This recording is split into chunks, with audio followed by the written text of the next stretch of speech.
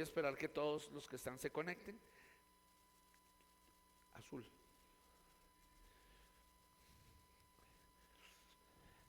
Y bueno, Padre, te damos gracias en el nombre de Jesús. Eres bueno, eres maravilloso y eres poderoso. Eres digno de gloria, digno de honra y digno de alabanza. Te exaltamos, te glorificamos y te honramos en el nombre que es sobre todo nombre, en el poderoso nombre de nuestro Señor Jesucristo. Amén y amén. Bueno, preciosos de Dios, prepárese para entrar en materia. Hace 8 días estábamos leyendo Colosenses capítulo 1, del versículo 15 al 29. Y creo que no quedamos sino en el versículo 19. No alcanzamos ni siquiera a llegar al versículo 29. Por favor, vamos entonces a Colosenses capítulo 1, versículo 19. Colosenses 1, 19. Vamos a ir allá.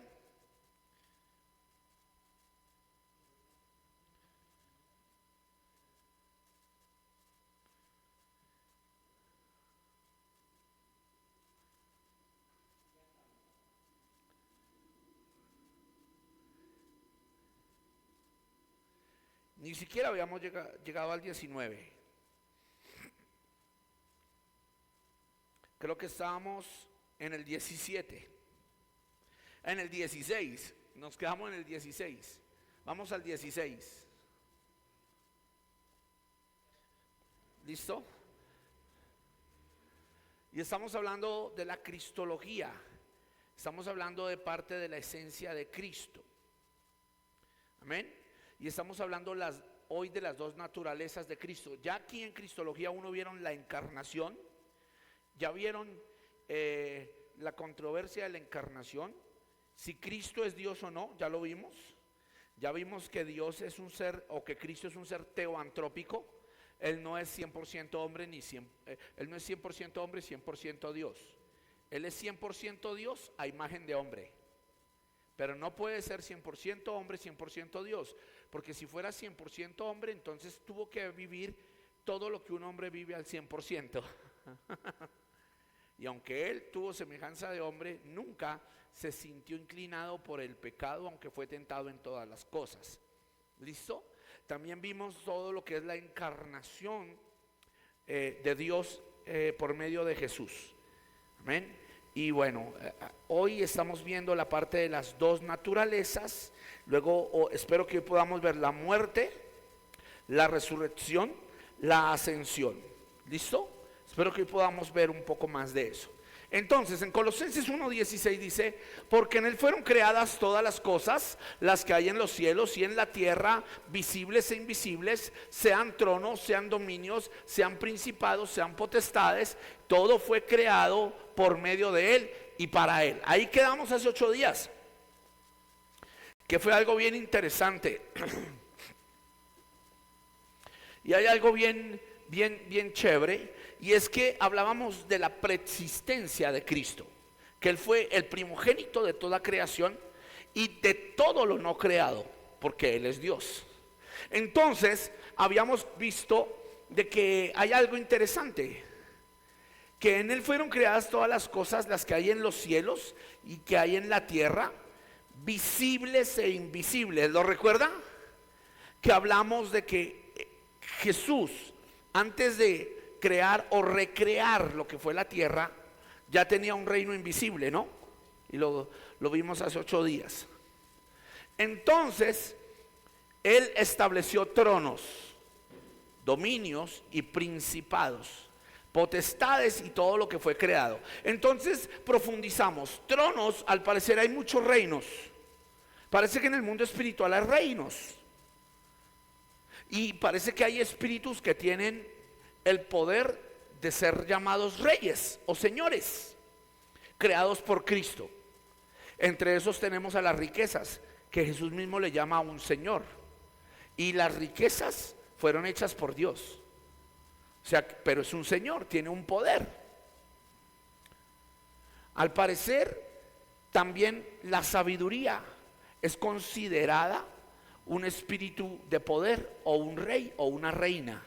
Porque cuando usted lee el libro de Proverbios y cuando usted lee el libro de Eclesiastés, la sabiduría habla y dice que ella estaba con el Señor desde el momento en que el Señor creó todas las cosas y que ella acompañó la creación de todo. Y también es considerada como uno de los 7 espíritus de Dios que rodean el trono de Dios y que rodean a Cristo, que es considerado el Señor de los 7 espíritus o el Señor de los 7 espíritus de Dios. Por eso dice que Cristo tiene el candelabro que representa los 7 espíritus de Dios, que tienen ojos por dentro y por fuera.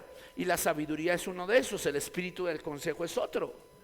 Al parecer, Dios tiene tronos para esas habilidades. Es un misterio, pero Cristo estaba cuando fueron creados, porque Él existe antes de todo. Por eso Él es el alfa y la omega. ¿Estamos bien hasta ahí?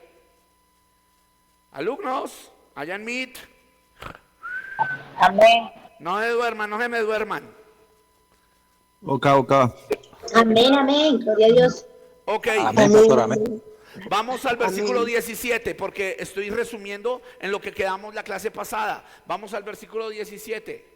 Y Él es antes de todas las cosas y todas las cosas en Él subsisten. ¿Se acuerdan que lo hablamos? Ese punto también lo tocamos. En Él subsisten todas las cosas. ¿Alguien sabe qué significa la palabra subsistencia? Sí, claro que sí, pastor. ¿Qué es Dice la subsistencia? autosuficiencia, Dios no depende de nada ni de nadie para existir. Es omnipotente. No. La cita bíblica se... Mírame bien. Esa era la tarea, pero yo les pregunto hoy aquí en Cristología, ¿qué es subsistencia? La pregunta es, ¿qué significa la palabra subsistencia? Sí, que no depende de nadie. Él subsiste por sí mismo. Ok. ¿Seguro? Porque el versículo, Sí, claro. mira lo que me dice el versículo. Y Él es antes de todas las cosas y todas las cosas en Él subsisten. En Él Sí, él puede subsisten. sustentar todo lo que crea, pero él en sí mismo no necesita de nadie ni de ¿Alguien nada. tiene aquí internet? A Que ver, es autosuficiente, mi pastor. Búscame qué significa la palabra subsistencia. Ok. Subsistencia es permanencia, es establecerse y es mantenerse. Entonces, para que usted pueda entender versículos como este, dice, y Él es antes de todas las cosas y todas las cosas en Él se mantienen firmes. Sin Él no hay firmeza, sin Él no hay existencia, sin Él no hay coexistencia. Lo que pasa es que usted lo está viendo aquí, pero recuerde que estos versos los habíamos leído en la TLA la semana pasada. Colócame la TLA, por favor. Entonces recuerde, Jesús preexiste, y esa es una de las tareas, pero es muy diferente la palabra subsistencia, ¿no? Entonces, vamos a ver, decía, mira esto, ¿sí ves? Aquí lo especifican. Cristo existía antes de todas las cosas, por medio de Él todo se mantiene en orden, todo tiene un orden, todo tiene una coherencia por medio de Jesús. Listo, sigamos. Él gobierna a su iglesia y le da vida. ¿Se acuerdan? Él es la cabeza y la iglesia es su cuerpo. Cristo es el principio de todas las cosas. Por eso Él fue el primero en resucitar, para que todo ocupe el primer lugar en todo. Ahí quedamos hace 8 días. Que Él era el primogénito de todas las cosas. ¿Listo? Ahora, versículo 19. Y en Él se encuentra todo el poder divino. Ahí quedamos, ¿sí o no? Todo el poder divino, el dunamis. Esa parte, poder divino, en griego es dunamis, que es una dinamita. Pero también hay una palabra para esta parte de la palabra poder. Poder. Tecoskeio. Esa palabra tecoskeio, con K, tecoskeio, significa que en Él se encuentra todo poder ilimitado. Todo poder ilimitado. Note esto, tecoskeio, poder ilimitado. Por eso se le conoce en hebreo como el eterno. El eterno. Cuando se dice eterno significa que a Él no le pasa tiempo ni espacio. A Él no le pasan los años. Aunque el hombre lo vea como el anciano de días, a Él no le pasan los años. Porque Él no tiene ni principio ni fin. Él es lo suficientemente poderoso para hacerse grande y lo suficientemente poderoso para hacerse pequeño. Tan grande es que nadie le puede mirar a los ojos y soportar su presencia. Atentamente Moisés. No te puedo mirar al rostro porque el Señor no le dijo, no puedes soportar porque no hay quien me vea y viva. Es tan suficientemente grande que ningún cuerpo natural lo puede soportar, pero es lo suficientemente poderoso para hacerse pequeño como un cuerpo del que no lo puede soportar. Esa palabra, ya lo he explicado aquí, tiene un nombre en el griego, kenosis. Kenosis, que traducido al español es anonadamiento. Siéndolo todo, tiene el poder de hacerse nada.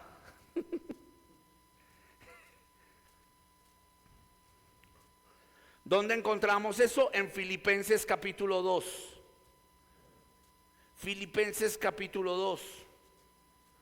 Amén. Para que lo lea en su casa. No, acá no. Ahorita más tardecito lo vamos a leer.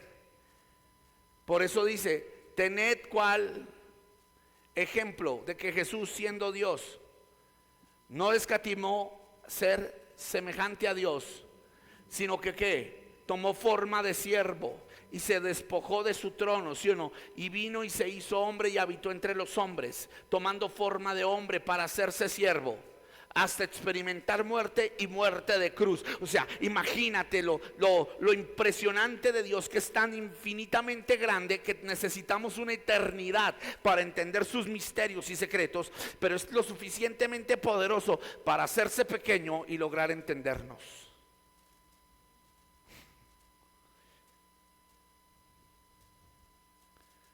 Por eso la Biblia nos dice que en Él se encuentra todo poder. Acuérdese, tecosqueya, todo poder ilimitado. No tiene límite de poder. Impresionante. Entonces aquí entra lo que yo les decía hace 8 días. Cristianos que viven temiéndole al diablo. Todavía hay cristianos que dicen, pastor, ore, porque yo creo que el diablo me atacó y entonces, pastor, estaba durmiendo en mi casa y llegó un demonio y me privó. Un cristiano de años. La Biblia dice que el diablo no te puede tocar si Dios no se lo permite. Pero pastor, la Biblia dice, es más poderoso el que está en mí que el que está en el mundo. Entonces dígale al que tiene a su lado, el que Dios dé una autoridad y le dé un poder a alguien, no significa que ese poder sea más poderoso que el que lo autorizó. No sé si me están entendiendo los que están allá. Dios autorizó un poder al diablo. Dios le autorizó un poder a los hombres. Dios hace de sus ángeles espíritus ministradores y de sus siervos llamas de fuego. Pero Él es el que lo hace. Ningún poder puede limitar al que lo creó. Ningún poder es más poderoso que la causa del poder. Y al parecer no hemos entendido que Dios es la causa de todo poder y que sin Dios no existe poder alguno. Se fueron los amenes. O sea que muchas veces la unción, el poder, la autoridad y todo lo que nosotros vemos como limitado no tiene límite. Sencillamente se limita porque nosotros no lo podríamos soportar. Pastor, ¿usted me puede explicar esto? Claro. A los alumnos de media, a los que están aquí, ¿cuántos de nosotros hemos estado en un culto donde el Espíritu Santo nos toma y eso parecemos decían los niños superhéroes, super ratón, los jóvenes de ahorita decían hasta super saiyajines, eso mejor dicho creemos, y eso usted levanta la mano y la gente cae, y eso usted levanta las manos y la gente está por allá, empieza a hablar en lenguas, usted empieza y usted en el culto, usted se siente poderosísimo y usted dice wow, y Señor, ¿y esto qué es? Y usted está predicando y le salen palabras y le salen cosas inimaginables y usted está en una unción tremenda. El paralítico se levantó, el ciego vio, el mudo cantó y usted aleluya, pero termina el culto y usted lo único que quiere es tocar un sillón porque usted se siente que quedó desalentado, que en un momento usted sudó y usted queda avivado, pero se acabó el culto y a las 2, 3 horas usted quiere comer algo, quiere beber algo, quiere tomarse un descanso porque su cuerpo se siente completamente agotado. Pregúnteme por qué. Porque ese poder, que es simplemente un destello, usted lo soporta hasta cierto límite porque usted no está diseñado para soportarlo. Porque si todo ese poder se desbocara, necesitaría usted ser mínimo un Dios para aguantar el poder de la causa del mismo Dios. Y gente se vanagloria del destello que Dios les presta y a veces pretenden ser más grande que la causa que les permitió usar ese pequeño poder. Por eso en Jesús se encerró todo. Hay un libro de un grande teólogo que a mí me encanta muchísimo leerlo. Este teólogo que fue escritor y un gran hombre llamado John Knox tiene un libro que dice: en el momento que Cristo estaba en la cruz,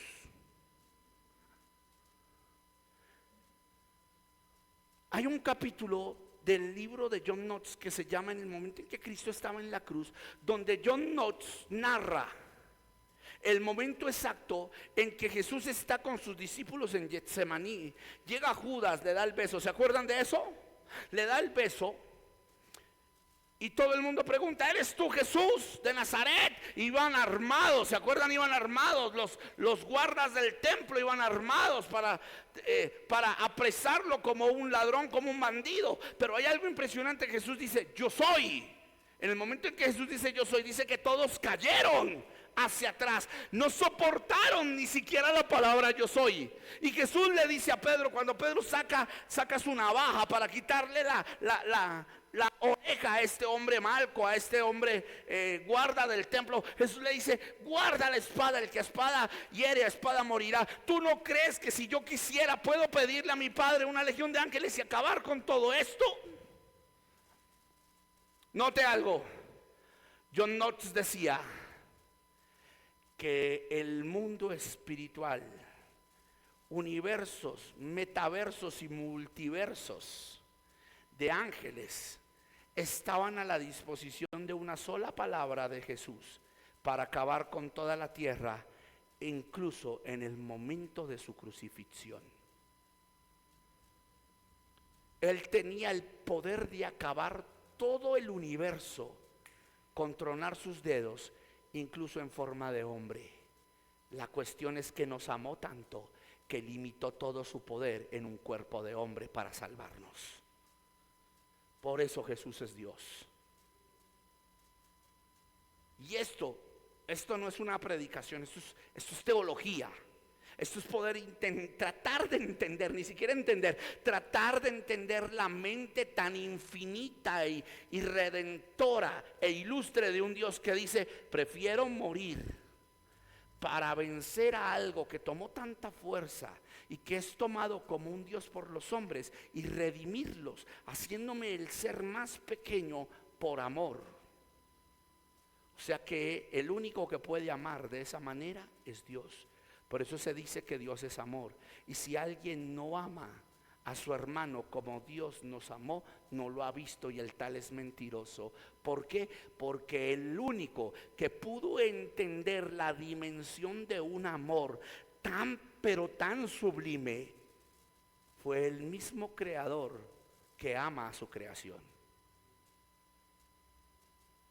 Yo no sé si la gente está ministrada hoy allá en mí, pero veo mucho silencio. Yo creo que muchos dicen, no, en Cristología hagamos silencio porque es como una cátedra. Pronto estoy revolucionadito, pero ojo a esto. ¿Cuántos conocen un átomo o una molécula? Allá en mí, ¿han escuchado qué es un átomo o una molécula?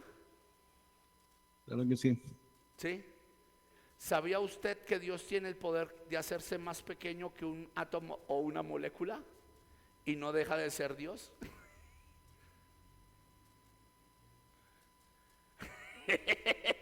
Me gusta el silencio, porque si su poder es infinitamente ilimitado, puede hacerse tan pequeño, tan pequeño, que ni siquiera se sienta. Y pregúnteme dónde se va a experimentar eso.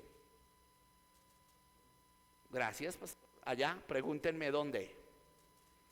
E incluso, ¿dónde se experimenta? ¿Dónde pasó? En el infierno. ¿Dios es omnipresente? Hago esa pregunta a los alumnos. Sí. ¿Dios es omnipresente? Sí, ¿Sí o no? Amén. totalmente. Si han leído los salmos que David decía, los cielos de los cielos de los cielos no te pueden contener, pero Señor, si subiera a la parte más alta, si bajara a las partes más profundas de la tierra, del universo, allí te encontraría. Jonás dice, Señor, en el vientre de ese gran pez me llevaste a los abismos más profundos, algas rodearon mi cabeza e incluso sabía que ahí estaba tu presencia. Le voy a decir algo.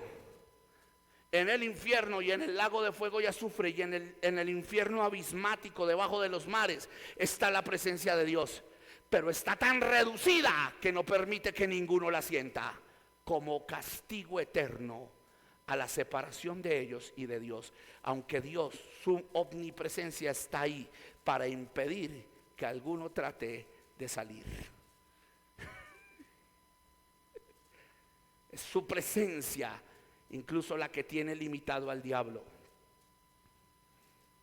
El diablo está limitado de poder por causa de la autoridad de Cristo. Y ese poder que el diablo tiene es limitado porque ninguna cosa creada supera el poder del que lo creó. El día que la iglesia entienda que tiene un Dios completamente ilimitado de poder, tanto para ser el más grande, ser jamás inimaginable, porque es que es inimaginable, no hay manera de poderlo entender, y que tiene un Dios lo suficientemente poderoso para hacerse lo más pequeño y entenderte, la iglesia dejará de darle poder a lo incorrecto.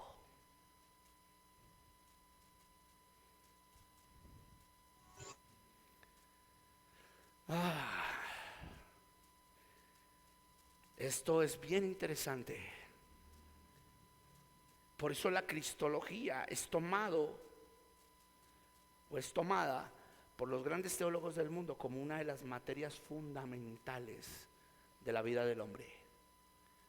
Porque si el ser humano logra entender qué es la dimensión de su Dios, entenderá quién es su Dios, por lo menos en destellos. Ahora, vaya al versículo 20, porque hoy vamos a entrar en algo bien interesante en el versículo 20 acá, con la traducción del lenguaje actual. Por medio de Cristo, Dios hizo que todo el universo volviera a estar en paz con Él. Y esto lo hizo posible por medio de la muerte de su Hijo en la cruz. Escúchenme, yo lo he dicho aquí de manera superficial, pero hoy lo voy a profundizar. Dios reconcilió, y lo hablamos hace 8 días, todo el universo. Al parecer el mundo espiritual también se corrompió. ¿Cuándo? En la rebelión de Satanás. Y el Señor tiene que redimir también el mundo espiritual, porque la afectación también de la caída de Adán afectó el mundo espiritual. Pregúnteme por qué. Porque la muerte no solo entró de manera física, la muerte entró de manera espiritual. Le quiero hacer una pregunta a todos los hermanos que están ahí. ¿Dios lo sabe todo? ¿Dios lo conoce todo? ¿Dios es omnisciente, omnisciente y omnisapiente? ¿Sí o no? ¿Alguien ahí? Varios me dijeron que sí. Él sabe, si nosotros no, sin hablar, ya sabe lo que vamos a decir. Exacto. Entonces, si Dios lo sabe todo, ¿qué hace Dios diciendo, Adán, ¿dónde estás? Usted podría entenderlo como, estaba probando a ver para dónde salía Adán. No. Quería ver la reacción de Adán. O usted diría, quería ver la reacción de Adán. No, porque Dios ya sabía dónde estaba. Sencillamente, es que Dios se encontró con un Adán completamente distinto al que estaba vivo. El Adán que se comunicaba con él en el mundo espiritual había muerto. Amén, ya no está el Adán espiritual. Y cuando Dios dice, Adán, ¿dónde estás? Es porque no encontró al Adán que entraba a comunión con él. Había encontrado un Adán carnal, un Adán destituido de la gloria de Dios. La palabra gloria, kabod en el hebreo, también Shekinah en el hebreo, también esa palabra gloria, pleroma en el griego, ya no estaba en ese Adán. No había manera en que Dios se comunicara con un espíritu muerto. El aliento de vida, el neuma de Dios estaba en Adán, pero no estaba el espíritu que lo gobernaba para poder comunicarse con Dios. Ese ser espiritual había muerto. Por eso Dios llega y dice, ¿dónde está el Adán, el espiritual? ¿Dónde está Adán? No encuentro el Adán que no tiene que esconderse de mí, sino que salía a decirme, oh, qué bueno que viniste. Ya no estaba. El libro de Hebreos, el libro de Romanos, el libro de Colosenses, que eso lo van a ver con el próximo maestro cuando vean antropología, nos enseña que el hombre ya era un hombre carnal, claro, con un espíritu, pero muerto. No tenía comunicación con Dios. La única forma de tener comunicación con Dios era por medio del sacrificio y de las ofrendas que entendieron que había que hacer. ¿Cómo lo entendieron? Le quiero regalar una perla teológica aquí a todos ustedes para que usted lo pueda entender, valga la redundancia. ¿Quién le enseñó a Abel y a Caín que había que dar ofrenda?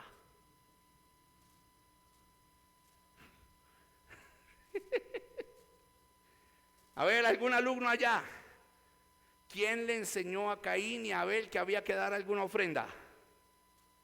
De su corazón. Pero ¿cómo de su corazón? Si su padre, pastor. ¿Su padre? ¿Cuál era su padre? Adán. Muy bien, entonces ¿quién le enseñó a Adán? Conciencia, pastor. Pero conciencia de qué, si Adán estaba destituido, no, nada. ¿Cómo Adán podía decir que un sistema, cómo podía? Perdóname, te escucho. El Espíritu Santo. El Espíritu Santo, pero si ese Adán estaba en pecado, no tenía comunicación con Dios. Pero ya sabían que era lo que era correcto. Pero vuelvo y te lo digo, o sea, Dios sabe que es correcto, o sea que toda la gente de afuera tiene comunicación sencilla con Dios. Entonces cualquier católico puede tener una comunicación sencilla con Dios. Dígale al que tiene a su lado, nosotros leemos y pasamos por alto muy fuerte revelaciones. El sistema de ofrenda y de sacrificio lo aprendió Adán al ver al mismo Dios sacrificar el cordero que los vistió. ¿Qué tenía Adán y Eva? Hierbas que les cubrían las partes que los hacían sentir a ellos indignos. Pero ¿quién los vistió? Porque dice en el capítulo 3, vamos ahí, porque esto hay que mirarlo con lupa para entender la cristología. Vamos al libro de Génesis capítulo 3 por un momento, sin olvidar que estamos en Colosenses 1:20. ¿Oíste, Eptícor? Sin olvidar en eso. Vamos a Génesis 3, sí. No, ya te digo desde dónde.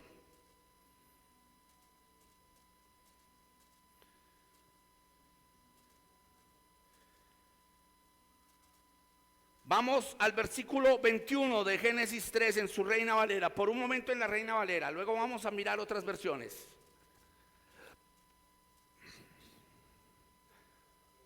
¿Lo tiene ahí? Génesis 3:21.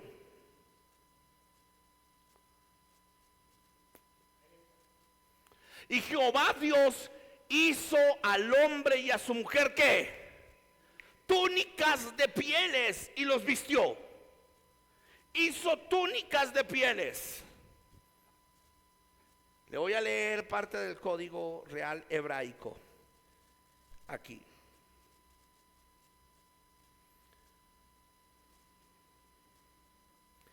Yahweh Elohim, sacrificando un cordero, hizo vestido para Adán y para su esposa del cordero que sacrificó. Y los ha de vestir viéndolo así Adán.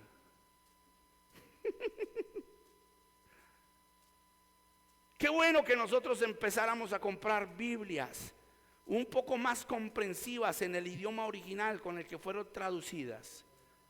Porque no, dice el hermano, ahí está feliz el profesor de hebreo, dice: cuando veamos hebreo hay muchas cosas que van a entender. Bueno, los felicito. Y hoy nos está acompañando uno de nuestros profesores. Gracias, profe Fabito, que está aquí. Pero note esto: los rabinos tenían la comprensión de algo, y es que ellos saben que si Adán y Eva fueron vestidos de pieles, alguien tuvo que pagar para esas pieles.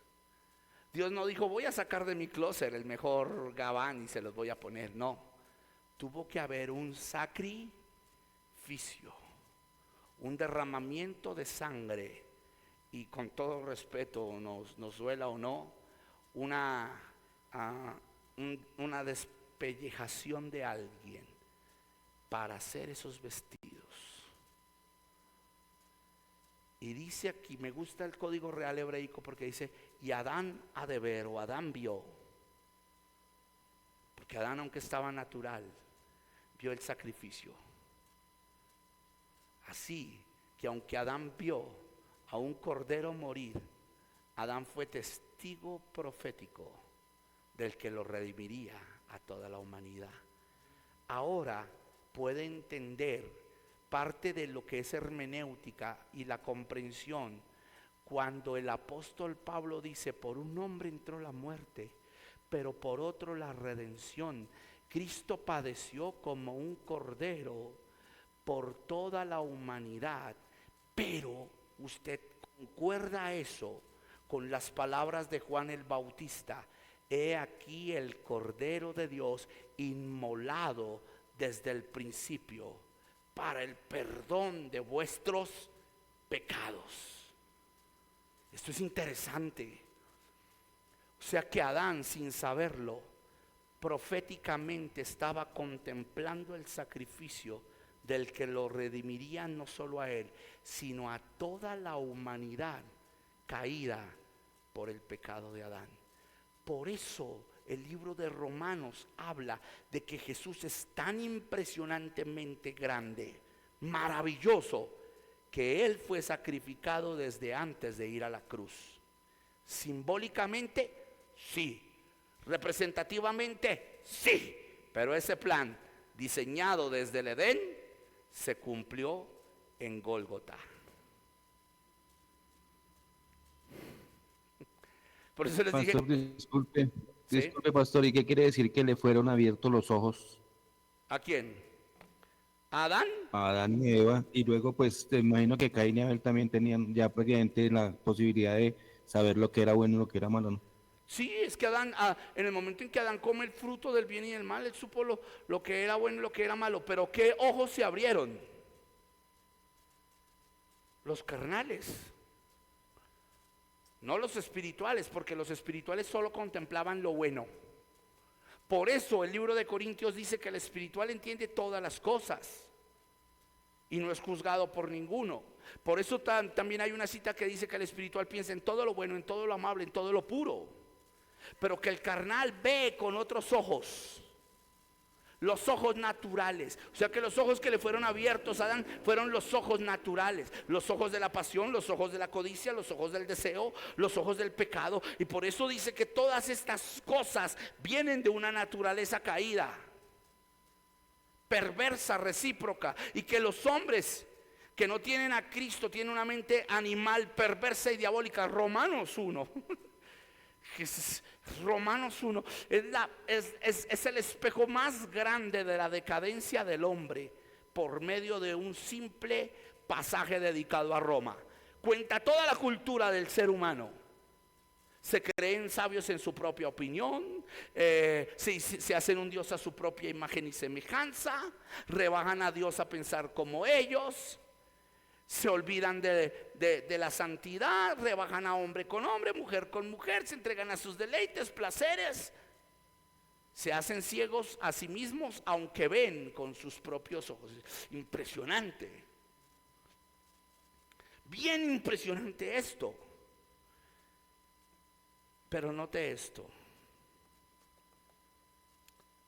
volviendo a nuestra clase, a nuestro tema. ¿Quién vio el diseño de comunicación con Dios? Fue Adán. Al presenciar el sacrificio de ese animalito que se convierte en pieles, y él les transmite la información a sus hijos y les dice: mire, fuimos sacados de la presencia, del jardín, porque la palabra Edén es jardín.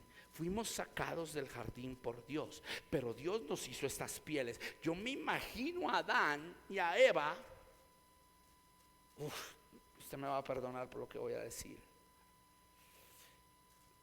llorando cada vez que miraban esas pieles, esa ropa, la falda de Eva, el topsito de Eva, el gabán o la chaqueta de piel y el pantalón o la pantaloneta o no sé, el faldón de pieles. ¿Usted cree que Adán no iba a contemplar eso y a recordar lo que pasó con ese animal, cómo Dios los vistió? Y yo me imagino que cada vez que él mataba un animal, de pronto para ponerse algo, se acordaba de lo que pasó en el Edén, se acordaba de ese cordero, de ese animalito sacrificado, y él le dice a sus hijos: esto que yo estoy haciendo lo hizo Dios con nosotros. ¿Quieren comunicarse con Dios? Hagan lo que Dios hizo. Sacrificó a alguien, llévenle lo mejor.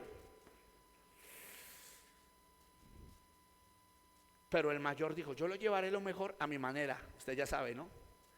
Porque, ojo, aquí hay otra revelación. Caín le llevó lo mejor a Dios a su manera. Dios no lo vio como mejor, porque el problema no es que usted le lleve a Dios las cosas mejores a su manera, es que usted se las lleve como Él las estableció. No sé si usted me entendió esa revelación. Porque hay gente que dice: yo le voy a dar a Dios a mi manera. Entonces dice: yo le doy a Dios los diezmos, porque está escrito, y se los da a su manera. Y dice: yo le doy a Dios los diezmos, pero vive en fornicación, en mentira y todo. Entonces su diezmo no vale, porque aunque usted trae su diezmo, usted no está viviendo como Dios lo dejó establecido. Y hay otros que dicen: yo no peco, yo soy un hombre que no mira a nadie, yo soy un hombre que me guardo, yo soy un hombre que camina en santidad, pero no diezmo. Tampoco es bendecido, y le echa la culpa a Dios porque no tiene dinero en su bolsillo. ¿Por qué? Porque aunque vive en santidad, no cumple con lo que Dios dejó establecido. El problema de Caín fue que llevó algo que Dios no había establecido, y Dios no se mueve por lo que usted cree que es mejor darle a Él. Él se mueve cuando usted obedece lo que Él estableció. O sea que el sistema de ofrenda para contactarse con Dios era un sacrificio de sangre. Su padre se los había enseñado. ¿Y qué pasa con Jesús? Que la gente cree que puede darle una ofrenda cualquiera a Jesús. Y por eso la gente, voy a entrar aquí a algo fuerte. Voy a entrar a algo aquí, algo fuerte, alumnos. La gente, y yo espero que usted no lo haga, pero si lo hacía, espero que esta clase lo lleve a ser sacudido. La gente ve al Señor Jesús como el Salvador, pero no lo quieren ver como el Señor. Y usted dice, Jesús es mi único y suficiente Salvador personal. Pero Jesús no es solo su Salvador personal, Jesús es su Señor. Entonces, gente quiere que Dios los sane, que Dios los salve, que Dios lo prospere por medio de Jesús, pero no quieren servirle a Jesús como su Rey, como su Señor y como su Salvador. Y le voy a contar esto en cristología, en un sencillo pasaje. Diga un sencillo pasaje de cristología básica, aunque no lo vemos como cristología. Diga un pasaje para mostrar a Jesús, no solo como Señor, perdón, no solo como Salvador, sino como Señor. Un pasaje para mostrar a Jesús, no solo como Salvador, sino como Señor, se encuentra en el pasaje del libro de Marcos, del joven rico que se encuentra con él. Note algo. ¿Qué le dice ese joven a Jesús? ¿Maestro qué? ¿Maestro qué? Bueno. Maestro bueno. Jesús le dice, ¿por qué me llamas bueno si solo uno es bueno, vuestro Padre? Jesús le está diciendo, ¿tú cómo sabes que yo soy bueno? ¿Cómo me puedes llamar bueno? Bueno, ¿a qué va tu salamería? ¿A qué va tu coqueteo? Porque le voy a enseñar algo más. Toda persona que es salamera contigo, en algún momento te finge. Porque exceso de dulzura lleva hipocresía. Porque una dulzura correcta, aunque es dulce, en el momento te dice la verdad y ya deja de ser dulce. A todas esas personas, mi pastorcito lindo, te amo, ¿dónde te pongo? ¿Dónde te quito? Hermano, el día que usted le apriete un poquito, se le olvidó lo dulce que era contigo. ¿Y por qué dices eso? Porque el mismo pasaje de Marcos 10 nos lo enseña para que lo lea en su casa. Si no, no termino la clase hoy. ¿Y por qué dices? ¿Por qué le dice maestro bueno? Jesús dice, ¿por qué me llamas bueno si solo hay uno bueno, que es Dios? Y el joven le dice, oh, yo quiero seguirte, yo quiero ser tu discípulo. Aleluya. Como dicen en la República Dominicana, llama. Y Jesús le dice, bueno, espérame, ¿quieres seguirme? Sí, ok. ¿Cumple la ley de Moisés? Oh, maestro, claro que sí. Desde niño aprendí la Torá. Desde niño, espérame, si él sabía la ley de Moisés desde niño, esto significaba que hacía obra social. ¿Cómo, pastor? Sí, porque la ley de Jehová, la ley de Moisés decía que había que ser misericordioso con el prójimo. O sea que el joven rico de vez en cuando tiraba una que otra migaja de pan a los pobres. Una que otra vez les regalaba ropa que les sobraba. Pero había alguien, o sea, el joven rico sabía que el Mesías venía. Porque esta es otra. Para usted decir, Señor, permíteme seguirte y ser tu discípulo, era porque todo aquel que quería ser discípulo de alguien lo veía como un Mesías, un ungido o como un maestro. O sea que ese joven sabía que Jesús era un salvador, que Jesús era una respuesta, que Jesús era alguien que tenía solución, porque le llama maestro bueno. Ven, yo quiero mirarlo, vamos a ir, para que usted lo pueda entender, para que después usted no diga, uy, no, yo no creo lo que el maestro Borges está diciendo, no puede ser así. Entonces vamos a la Biblia mejor, porque es que la Biblia habla mejor que el maestro Borges. Vamos a Lucas 10. Lucas 10, ¿qué, profe de Fabito? 10 que 1, 10 2, 10 3. Marcos 10, verso 21. Marcos 10, 21. Gracias, profe Fabio. Sí, es lo bueno de tener un amigo que te ayude. En aquella misma hora Jesús se regocijó en el Espíritu y dijo, es Marcos, hijo. Es Marcos. Ay, yo sí dije, ¿qué pasa aquí? Marcos. Entonces Jesús, bueno, vamos más atrás, creo que mucho más atrás. Desde el 17. Desde el 17, creo yo.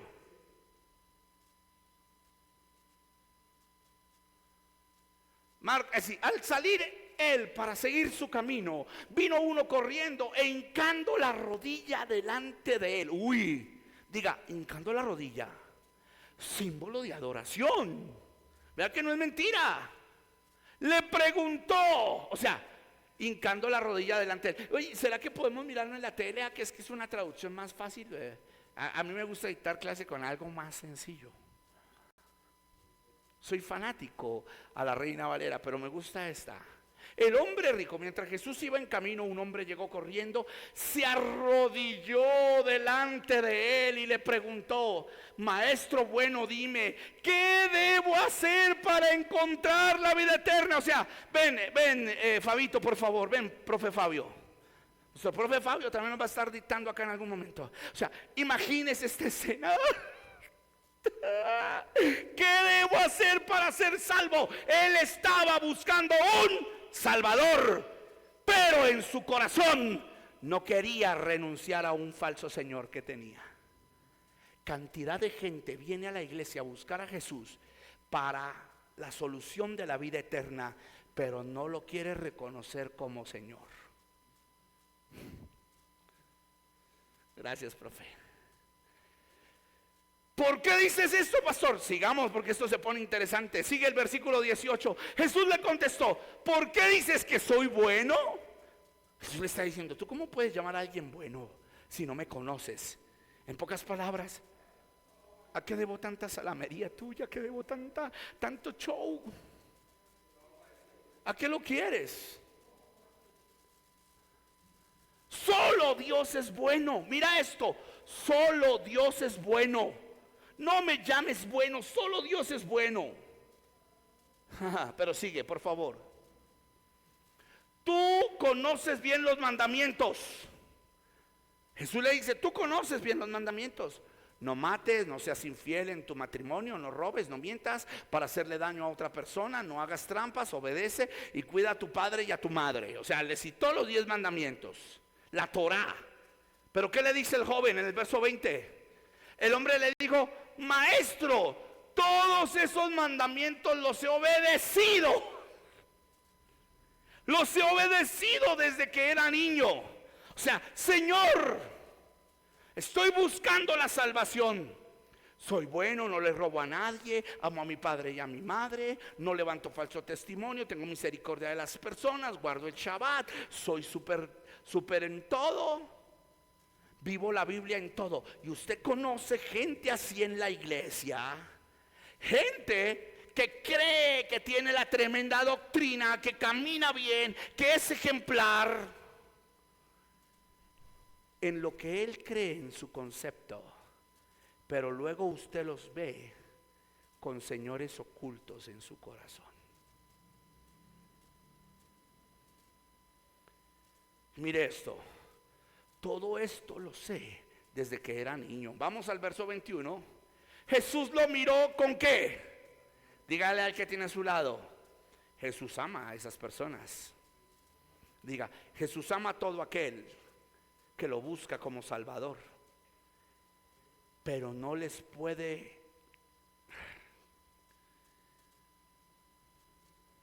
tomar como discípulos, porque Jesús no busca a alguien que lo mire como Salvador. Jesús busca a alguien que lo mire como Salvador y Señor. Salvador y Señor. Le voy a decir algo. ¿Sabe cuál va a ser el ay de la humanidad cuando vuelva el Señor? Que ya no volverá como Salvador, volverá como Señor. Ya vino como Salvador y no lo quisieron recibir. Ahora vendrá como Señor y será lamento para todo aquel que no lo quiso entender. Si usted enseña a la iglesia sobre el Jesús Salvador, lo felicito, pastor, apóstol, profeta, maestro, le doy mi aplauso. Pero si usted no enseña a la iglesia que ya recibió a Jesús como su Salvador, a verlo como Señor, usted va a tener un zoológico de gente religiosa, de gente con una mentalidad diferente, haciéndose un Dios diferente, que cree que Dios es solo amor, amor, amor, y puede vivir como se le da la gana, y puede tener señores como la fornicación, el robo, la trampa, la mentira ocultamente, porque ellos van a la iglesia, se sienten bien llorando un domingo, creyendo que Jesús los salvó, pero no quieren rendir su vida a Jesús el Señor. Y si usted es un pastor que solo se enfoca en la salvación, lo felicito. Pero también usted debe ser un pastor que le enseña a la iglesia que se debe rendir a Jesús como Señor por encima de cualquier otro concepto. Se fueron los amenes de la clase hoy. Tengo a la clase muda. Gloria a Dios. Los tengo, wow. Porque déjenme decirle, en la iglesia enseñamos dones, enseñamos frutos, enseñamos evangelización. Pero ¿qué de los que sirven en la iglesia? Que a veces tienen un corazón duro, no aman ni a sus pastores, no se aman ni ellos mismos, son soberbios, son altivos. Hablan de Jesús como el Salvador, pero usted hace una reunión de oración, no llegan. Usted quiere ponerle orden a la alabanza para que lleguen y sean buenos adoradores, se rebelan, se van de la iglesia. ¿Por qué? Porque vieron al Jesús Salvador, pero no quieren ver al Jesús Señor, que tiene unas reglas, unas normas establecidas en la iglesia, como son similares al trono de Dios en el cielo. Por eso tenemos... ven al necesitado y cierran su corazón para no ayudarle. ¿Cómo, hijo? Ven al necesitado y cierran su corazón y no le ayudan. Exacto. Por eso tenemos líderes en la iglesia que saben mucha Biblia pero no muestran amor. Que dicen como este joven: yo cumplo todos los 10 mandamientos a cabalidad, pero hay algo interesante. Jesús lo miró con amor y le dijo: solo te falta hacer una cosa, hacer. Ojo, no le digo saber, hacer. Note esto, no le digo solo te falta saber, porque hay gente que lo sabe pero no lo hace. Este joven sabía toda la Torá, pero no lo hacía. Y le dijo: solo te hace falta una cosa, ve y vende todo lo que tienes y reparte ese dinero entre los pobres. Así Dios te hará un gran premio en el cielo. Dígale al que tiene a su lado: Jesús le dijo, renuncia a tu naturalidad, al dinero que ve tus ojos, para que heredes el dinero que no ven tus ojos y es espiritual. Lo confrontó entre los ojos abiertos de un Adán que mira lo natural, para que se le abrieran los ojos de un Adán espiritual.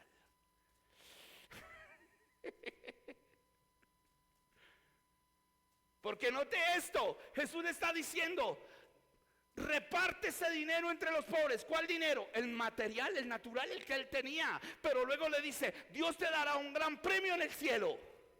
Dígale al que tiene a su lado: ese es el problema, que la gente cree que Dios solamente tiene que darle cosas físicas para creer en Él. No quieren entender que aunque no vean, de manera natural pueden heredar algo espiritual. Por eso tenemos gente en la iglesia que si Dios no les responde para comprar la moto, para comprar el carro, para comprar las cosas, se desaniman, porque están como este joven. Ellos quieren seguir a Dios si Dios les da físicamente, y si Dios no les da físicamente, entonces no entienden que hay una heredad que sus ojos no ven. ¿Por qué? Porque para poderlo entender se necesita reconocer a Jesús como Señor. ¿Y por qué? Porque cuando Jesús es Señor, te hace entender que tú humanamente eres un siervo, pero espiritualmente eres un hijo. Mire, ¿cómo pastor me lo explica así? Humanamente eres un siervo, espiritualmente eres un hijo. O sea, que humanamente, naturalmente, tienes que servir a Jesús como tu Señor, para cuando tú mueras, lo puedas entender como tu Padre y puedas ser coheredero con Él. Antes no.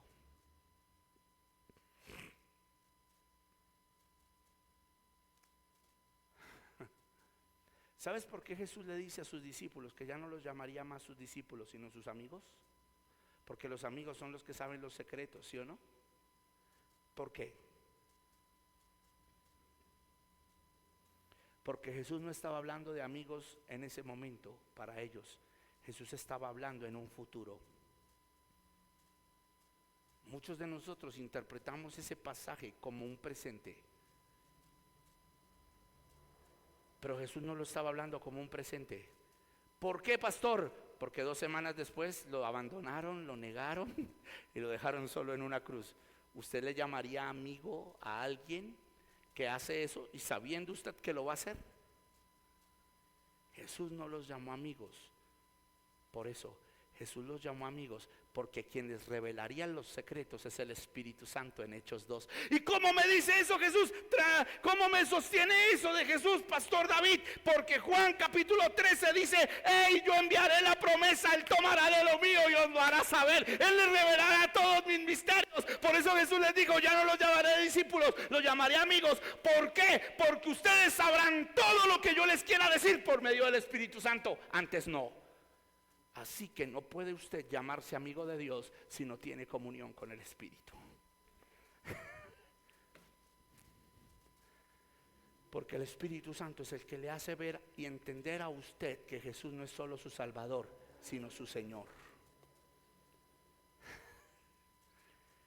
Aquí los alumnos de Pelado los Ojos están riendo, se están diciendo: wow, sí, claro.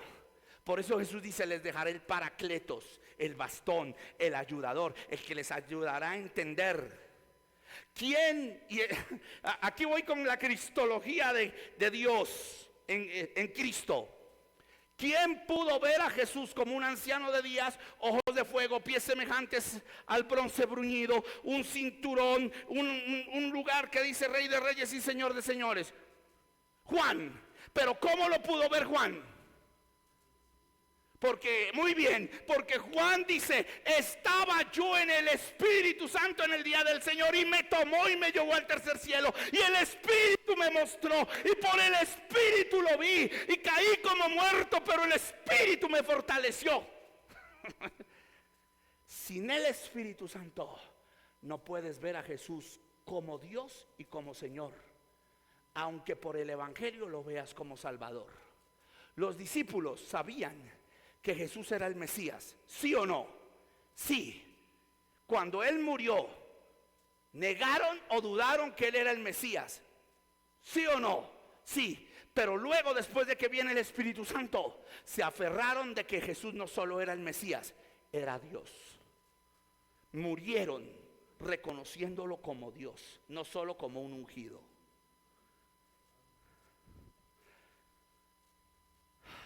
¿Vamos bien hasta ahí o alguna pregunta? Termino mi primer ciclo aquí para entrar al segundo bloque. ¿Cuántos alumnos tenemos conectaditos, profe Héctor?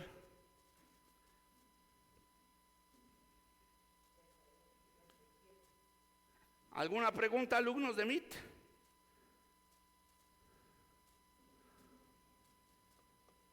¿O los tengo en shock?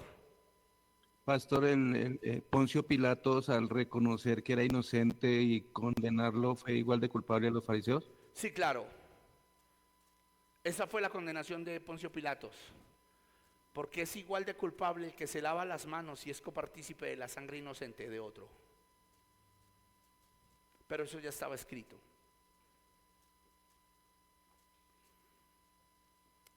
¿Alguien más? ¿Ninguno? Alumnos, hoy están en silencio.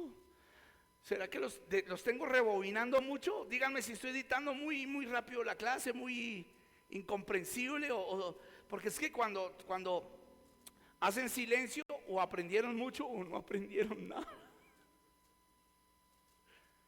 ¿Aló, alumnos de MIT? Yo creo que Muy bueno, muy bueno. Escucho uno por uno, por favor, unito. Porque volviendo a lo mismo, Poncio Pilato es como figura del hijo del joven. Bueno, no mucho. ¿Alguien más? Aparte de Néstor. Mi pastor, estamos llenando el vaso. Ok, entonces voy a dejar que llenen el vaso y al final, por favor, participen, no me dejen solo. Después dicen que es que querían participar y no les dieron participación. Pero bueno, volvamos aquí. Reparte ese dinero a los pobres, así Dios te dará un gran premio en el cielo. Después de eso, ven y conviértete en uno de mis seguidores. Al hacer eso te despojas de algo que impide que te conviertas. ¿Cuántas personas tenemos en la iglesia nacidas de nuevo en conciencia, mas no nacidos de nuevo en espíritu? Porque le voy a decir algo. Nacer del agua y del espíritu son dos complementos juntos. O sea, pastor, que nos está diciendo que la gente que es bautizada en la iglesia y no quiere cambiar está mal bautizada. No, le estoy diciendo que nacieron del agua, pero todavía no han entendido que deben nacer del espíritu. O sea que están nacidos a medias. Y tenemos que pedir que el Señor Jesucristo se les revele como Señor, para que los doblegue y puedan rendirse a Él como Señor. Porque le voy a decir algo.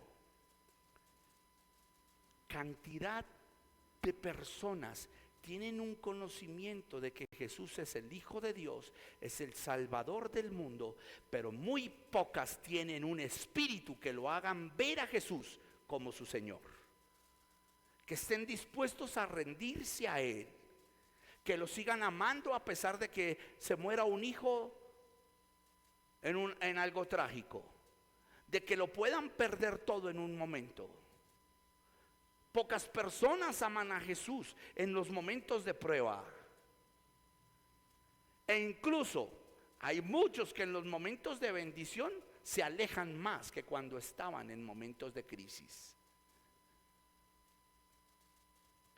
Y la mayoría de personas en el mundo entero conocen a un Jesús por oído, por conocimiento bíblico, pero pocos se rinden a Él como Señor. Pastor, denos un ejemplo, les pongo el ejemplo. Este es su servidor, predica muchísimo debajo de los puentes.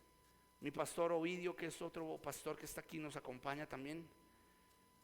Muchas veces hemos hecho operaciones rescate, vamos con chocolate, con pan, con libritos evangelísticos, traemos muchachos que están consumidos en la droga, y pregúnteme cuántos de esos muchachos que a veces vienen a este lugar conocen de Jesús. Casi todos. Y dicen, ay, mi pastor, yo conozco a Jesús, el camino, la verdad y la vida, y levantan sus brazos y lloran. Y sí, Dios sabe que yo lo quiero, que yo lo amo, pero es que usted sabe, Dios, que es lo que pasa con la vareta. Usted sabe, Dios, que es lo que me pasa con la coca. Usted sabe, Dios. Y conocen a un Jesús que les muestra la salvación, pero no quieren rendirse a Él como un Señor para que Él derribe el Dagón que los gobierna. Y el problema no es que tanto conoces a un Salvador, sino que tanto estás dispuesto a decir, Señor mío y Dios mío, como lo dijo el soldado que lo atravesó, como lo dijo Tomás cuando vio la respuesta de que él había resucitado. ¿Cuántos de nosotros estamos dispuestos a decir, quiebra mi Dagón y que tú seas Jesús, el Señor y mi Salvador? Como lo dijo el ladrón. ¿Sabes por qué el ladrón se salvó? Y gracias, Nestícor Montenegro, por ese buen aporte. No solo porque reconociera a Jesús como el Señor, como el Salvador, sino porque lo reconoció como Señor. ¿Cuándo? Cuando le dice Jesús: cuando estés en tu reino. Le dijo que era el rey, lo trató como rey, lo reconoció como rey. Y Jesús le dijo: no importa que no seas bautizado, no importa que no seas de la Santísima Iglesia o denominación fulana de tal, donde no haya salvación si no estás en ella. No le dijo que no importaba si se congregaba donde el apóstol Borges, donde el pastor Fabio, donde el apóstol José, donde fulanito, donde sultanito. No le importó eso. Le importó una decisión de reconocerlo como Dios. Te aseguro que estarás conmigo en el paraíso, porque solo los que heredan no son los que anhelan salvación, sino los que después de ser salvos reconocen como Señor al que los salvó. O María Magdalena. María Magdalena también hizo algo muy lindo.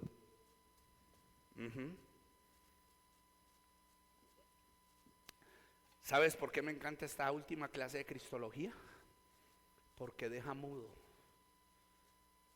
a muchos de nosotros en unos conceptos doctrinalmente muy erráticos. ¿Por qué, pastor? ¿Por qué dice erráticos? Porque es muy errado ver a Jesús solo como un Salvador y no verlo como un Señor.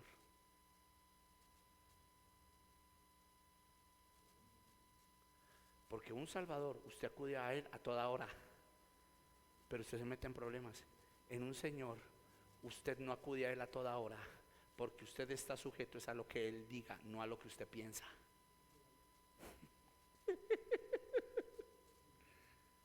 De hecho, es Él el que acude a usted para decirle qué hacer, no es usted el que acude a Él para... O sea, pastor, ¿qué me está diciendo que no debo buscar de Dios? No, se lo aclaro, porque con la mente que a veces tenemos decimos: entonces no hay que orar que Dios venga y me busque. No, porque si usted cree que Dios tiene que buscarlo, entonces usted se ha hecho el Señor de su Dios. Estoy diciendo, es que el libro de Romanos dice que todo el que es dirigido por el Espíritu de Dios, este es el Hijo de Dios. Es decir, que es ese hombre que va y dice: Señor, ¿qué quieres que haga? Aquí está tu siervo. Mira, Señor Jesús, dime y yo haré. Eres tú el que manda. Y eso sí que nos falta en la iglesia. En la iglesia, incluso los que hemos llegado a los 5 ministerios, a veces decimos: Héctor, Ovidio, Fabio, color verde, azul aquí, esta palabra aquí, esto aquí, y yo quiero la iglesia así, la iglesia así, y aleluya, y llegan los ministros y mandan a todo el mundo, y eso está muy bien, está chévere. Pero usted no ve a esos ministros tirados de rodillas diciendo: Señor, que lo que yo hago y mando a otros sea dirigido por ti. No hay sea que yo esté yéndome de abusivo en una obra donde simplemente estoy llamado a administrar, pero el dueño eres tú, y que ni siquiera tú en el Espíritu digas: uy, qué adorno tan horrible y tan carnal puso ese hoy, ni siquiera consultó conmigo. Pastor, ¿cómo se atreve a decir eso? No, si quiere pregúntele a la cantidad de ministros que están permitiendo que incluso mujeres jezabélicas ministren en la iglesia. Jóvenes con problemas de homosexualismo ministren porque tocan bien. Iglesias que en vez de parecer una iglesia parece una taberna, un teatro oscuro. El oscurantismo se tomó la iglesia. Para que te escuchen mejor, para que se oiga mejor, tienes que pintar la iglesia de negro, poner la luz que te alumbre a ti de blanco para que todo el mundo te siga, porque tú eres la figura que está predicando, y nadie le pregunta a Dios si eso es sombra de verdad de su tabernáculo o no, si Dios está de acuerdo o no, porque Él habita en la luz inaccesible. Pero Él también habita en la oscuridad, sí, pero ¿le gusta? Yo pregunto: ¿cómo Dios quiere que yo pinte la iglesia? ¿Que yo tenga la iglesia decorada? Porque ustedes me están escuchando muy bien aquí, sin necesidad de pintar la iglesia y tenerla como una discoteca. Hasta en eso perdimos la comunión. Señor, tú eres mi Señor, pero a partir de hoy esto ya no se llamará altar, se llamará plataforma. Señor, yo ya no me llamaré predicador, me llamaré el coach o me llamaré el conferencista. Ya no habrá ministerio de alabanza, sino será banda internacional. Y no es malo llamarse banda cuando tú sabes cuál es tu ministerio y que Dios te lo haya ordenado. A partir de hoy, por favor, no me digan profesor David, díganme magister o coach. Pero decimos que Jesús es el Señor. Si Jesús es el Señor, Él dice: tú que toleras que en el altar ministre Jezabel. Yo camino en medio de la iglesia, no de un lugar de conferencia. Yo camino en medio de los ángeles de la iglesia. Yo tengo las 7 estrellas en mi mano. Yo tengo los candelabros. Yo estoy en el altar. No es un lugar más, es un altar. Si tú eres mi Señor, la iglesia es administrada por mí. Pero todo lo que se hace debe estar sujeto a la directriz de tu palabra y a lo que tú quieres que yo haga como tu siervo. Punto.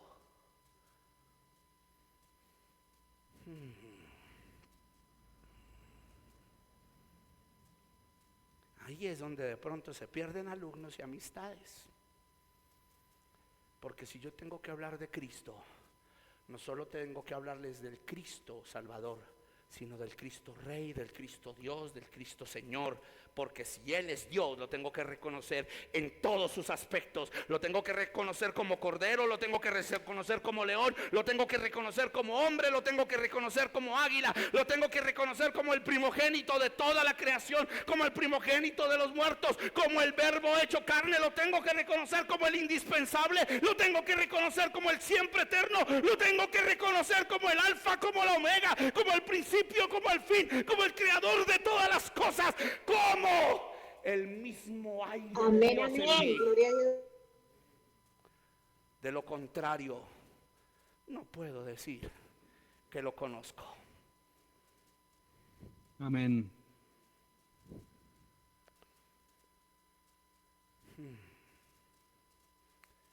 Cristología no solo debería darse como una materia, sino como la esencia de vida de la misma iglesia. Sí que nos hace falta eso. Mire esto. Después de eso, y conviértete en uno de mis seguidores. Diga, triste final, pero modelo de muchos. Verso 22. Al oír esto, el hombre se puso ¿qué? Y se fue ¿qué? Porque era. ¿A cuántos de sus ovejas les has desencajado el rostro cuando tú le quitas poder y dominio?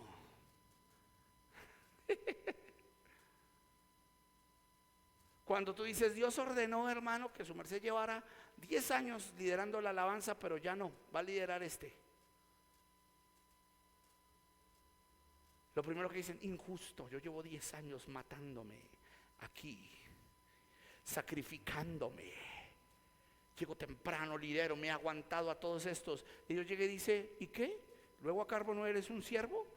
El siervo hace lo que dice su Señor, y si su Señor hoy quiere poner a otro para que tú mengues y él crezca y tratar tu soberbia para que me reconozcas como Dios, porque el adorador debe ser el mismo con título o sin título, debe ser el mismo con un gobierno o sin un gobierno, debe ser el mismo arriba o abajo. Cristo sigue siendo Dios. No deberías darme mejor adoración y decir gracias, Señor, por el tiempo que me has permitido estar aquí y por la gracia de seguir liderando o de ya no liderar.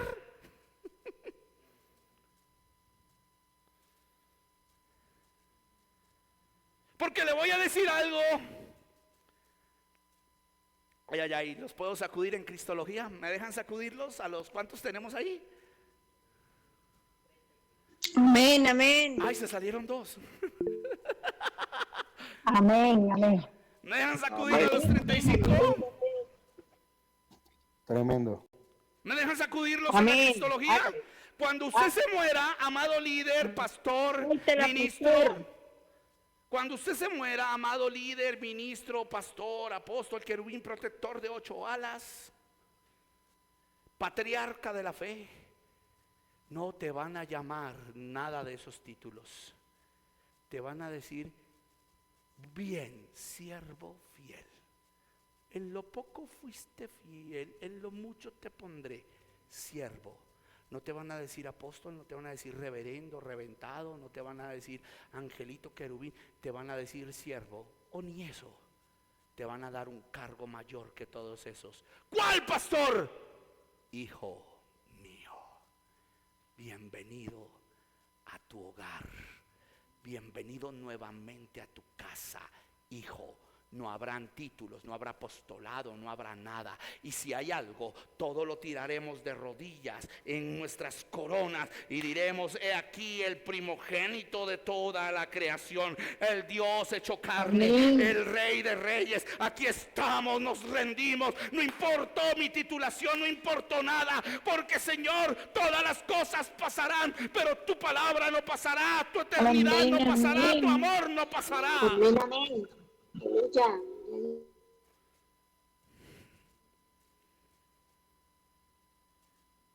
Yo estoy seguro que allá en el cielo me van a decir: apóstol Borges. No, sino van a decir: siervito, venga, le digo. Oh, qué linda esa palabra, hijo mío. Uf. Me derrito solamente al saber que mi Padre Dios me va a decir: hijo, ven.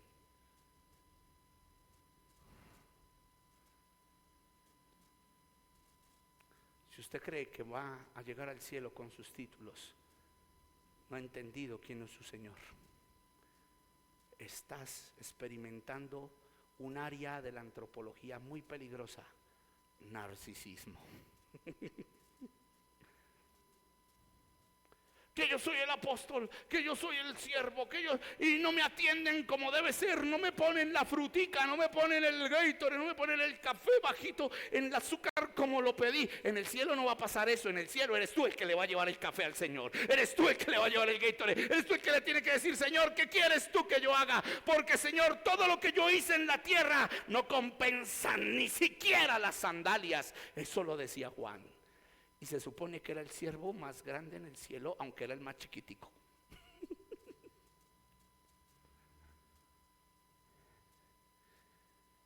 Creo que he sido muy duro porque tengo la clase enmudecida. Bueno, si fui muy duro, perdónenme, pero es preferible la verdad dura que la mentira suave. Pero sigamos. El joven se fue. Verso 23, Jesús dice: es más fácil que pase un camello por el ojo o por la cueva de una de las puertas de la aguja en Israel, que una persona rica. Mire esto, mire esto. Jesús miró alrededor y dijo a sus discípulos: es muy difícil que una persona rica, ese término rico no significa que no tuviera dinero, sino que una persona que tiene la riqueza en su corazón acepte a Dios como su rey. Es muy difícil que alguien que tiene su ministerio, sus dones, su unción, su riqueza, su familia, su empresa, en su corazón acepte a Dios como su rey. Solo Jesús quiere el lugar de rey en tu corazón, no solo de Salvador, de rey.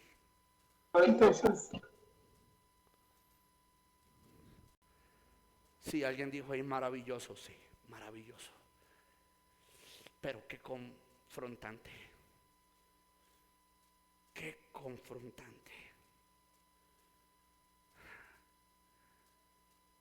Yo no solo anhelo un Salvador, yo necesito un rey, porque si yo mismo me gobierno, vuelvo a alejarme del Salvador.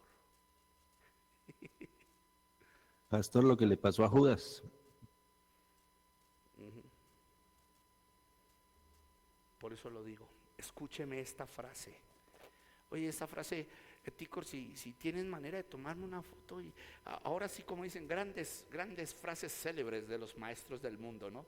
Me gustaría poner esta: yo no solo necesito un salvador, necesito un rey y alguien que me gobierne, porque sin él, si yo solo me gobierno, vuelvo a alejarme de mi salvador, porque soy tan malo que si yo solo me gobierno y no soy guiado por él, vuelvo al mismo pecado de siempre.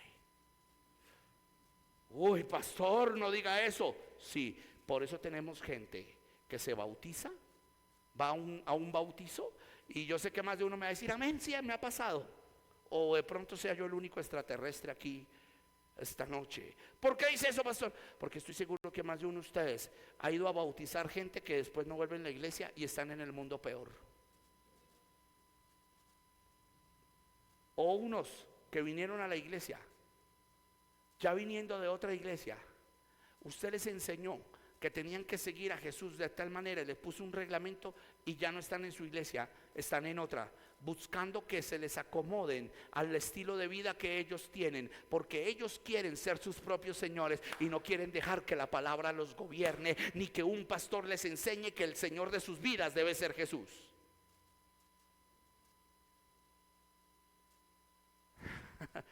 Pregunto, ¿alguno de nosotros, de los que están ahí en mí, venga, yo voy a entrar aquí para mirar?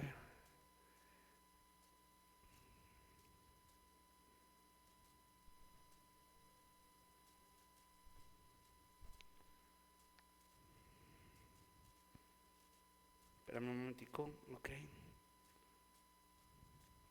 Voy a entrar aquí con ustedes.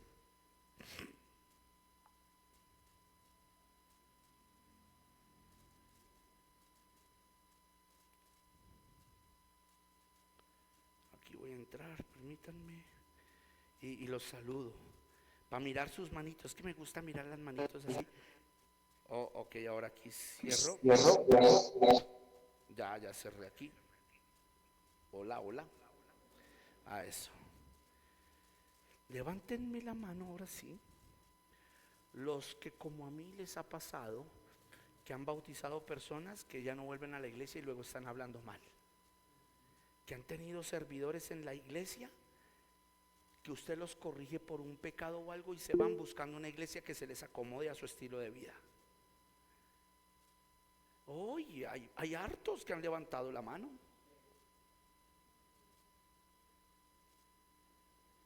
O por lo menos mándenme un aplausito a aquellas personas que le han predicado a alguien y le dicen, yo ya conozco a Dios. Sí, a mí ya me han predicado. Yo he escuchado de Jesús hace como 20 años que vienen pastores acá y me han hablado de Jesús, pero como estoy, yo me siento bien. Yo busco a Dios aquí en mi casa, lo busco a mi manera. Yo pienso que Dios me ama como soy. ¡Ay! Loco, testarudo, perdóname que te lo diga. Si Dios te amara como eres, ¿para qué mandó a Jesús? Y como eres estás bien, no necesitas ser salvo. No necesitas un rey, un señor.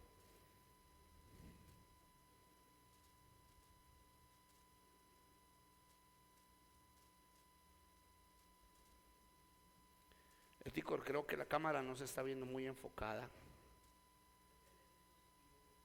Ok. Ok. Note esto. Si no enseñamos que Jesús debe ser el rey del corazón de las personas, solo tendremos gente con conceptos de salvación, mas no con cambios de naturaleza, porque solo quien reconoce a Jesús como su Señor, su Dios y su Salvador es aquel que puede entender que ha nacido de nuevo. Wow, muy fuerte, pero muy real. Volvamos por favor a Colosenses, ¿cierto? Estábamos en Colosenses, hijo. Para ir culminando, porque entro en los últimos 30 minutos de clase de esta noche. pero debemos pensar en algo. Ahora, mientras Tico lo coloca ahí, sí, Colosenses 1:20, quiero hacerles una pregunta. ¿Cómo es su predicación? Porque le voy a decir algo. Míreme. No sé cómo decírselo sin ser tan duramente ofensivo contra nuestra teología práctica a veces en la iglesia. Se lo voy a poner de esta manera.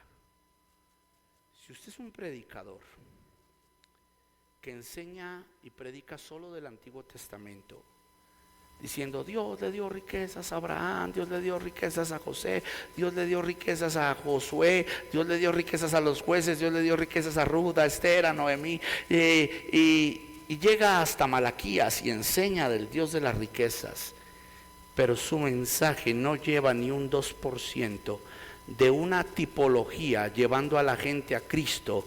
Su mensaje es un mensaje falso.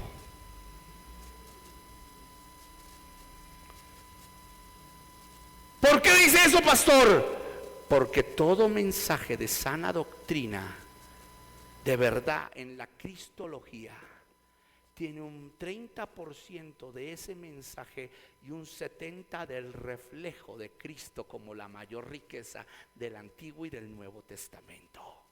Si en tu mensaje no hay una reflexión a Jesús el Señor, a Jesús el Dios, a Jesús la sombra profética que iba a venir, no hay de verdad un mínimo de un 60% de Jesús como el Señor del oyente que te está escuchando, hay una problemática en la manera de predicar, en la manera de exponer y en tu teología sistemática, porque Cristo es el centro de todo, hasta de la misma Biblia.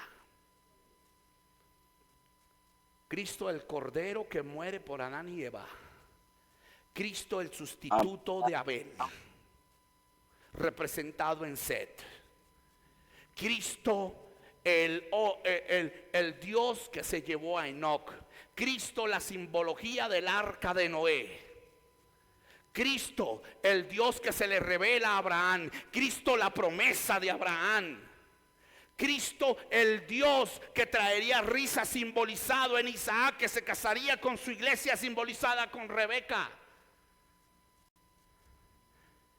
Cristo el que le cambia el nombre a un hombre que era mentiroso y le da el nombre de Israel, porque ese ángel con el que lucha la tipología del ángel es Cristo. Cristo el que redime a Jacob, Cristo el que completa el gobierno con las 12 tribus en sus hijos. Cada uno de los hijos de Jacob tiene una representación de Cristo. Cristo representado en Moisés, Cristo el ángel que se le aparece en la zarza a Moisés, Cristo la peña de Oreb donde se mete a Moisés para soportar la presencia de Dios, Cristo en todos los libros del Antiguo Testamento y Cristo el cumplimiento de ellos en el Nuevo. No puedes predicar sin Cristo en tu iglesia. No. Amén. Amén. Es completamente ilógico. Pero muchas iglesias se convirtieron en predicaciones buenas de Dios sin Cristo. Y le voy a decir algo, esto lo va a sacudir, pero hacer algo para Dios sin Dios es lo mismo que no hacerlo. ¿Le puedo regalar ese concepto otra vez? Hacer algo de Dios sin Dios es lo mismo que no hacerlo. Y hay gente que viene a la iglesia a buscar las cosas de Dios y no al Dios de las cosas. Gente que en la iglesia quiere bendiciones de Dios y no al Dios de las bendiciones. Quiere la salvación de Cristo y no al Cristo de la salvación. Y le voy a decir algo. Gente viene a la iglesia a reconocer al Jesús sanador, pero no quiere ver al Jesús Rey y Señor. 10 leprosos reciben sanidad y se van. Solo uno se postra y lo reconoce como Dios. ¿Cuál es el sentido de nuestra teología y de nuestra predicación en la iglesia? Que a partir de hoy los alumnos de este instituto tomen algo muy en serio. Cada vez que prediques, que Cristo sea el centro de tu predicación y que mínimo un 60% de tu mensaje lleve a la gente a reconocerlo como Señor, Salvador y Dios. Esa es la misión de la iglesia, esa es la misión de los apóstoles, profetas, pastores, Amén, evangelistas de este amén. tiempo. Esa es la misión. Amén, amén. No hay más. No hay más. No hay más. Mire esto. ¿Por qué? Porque en Colosenses 1:20 dice: por medio de Cristo Dios hizo que todo el universo volviera a estar en paz con Él. Y esto lo hizo posible por medio de la muerte de su Hijo en la cruz. Escúcheme. ¿Me permite sacudirlo un poco más? Abraham, Isaac, Jacob, David, José, María, Marta, Esther, Noemí, todos son personajes lindos en la Biblia. Pero el personaje más importante de toda la Biblia es Cristo. No hay otro. Todos los libros que fueron inspirados en la Biblia fueron inspirados para llevarte al autor de la Biblia, Cristo, a la palabra. Pastor, ¿cómo puede decir eso? En el principio era el verbo y el verbo era Dios y el verbo estaba con Dios y el verbo se hizo carne. Toda la palabra que lees desde Génesis hasta Apocalipsis se ve reflejado en la persona de Jesús. Toda. No hay sombra de variación.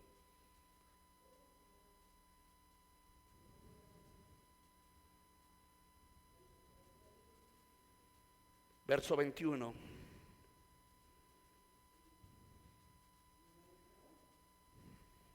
Cristo nos hace amigos de Dios. Antes ustedes estaban lejos de Dios y eran sus enemigos. Mire, por eso le digo, esto es importantísimo. Éramos sus enemigos, pues pensaban y hacían lo malo. Sin embargo, ahora Dios los ha hecho sus amigos por medio de la muerte de su Hijo, quien se hizo hombre. Dios lo hizo así para que ustedes pudieran presentarse ante Él sin pecado y libres de culpa. Abraham, Moisés, David, Ruth, Esther, Salomón, Josué, Sansón, todos los hombres, hasta Malaquías, estaban con pecado y todos ellos necesitaron ser redimidos en la cruz. Y usted y yo estábamos como ellos, así fueran personajes bíblicos. El único que los redimió fue Cristo. Y por eso Hebreos 12 dice que ellos incluso después de muerto esperaban la redención. Impresionante. Por eso Cristo es el centro de todo, porque por Él todos los personajes bíblicos y usted y yo fuimos redimidos, y por Él usted y yo fuimos perdonados.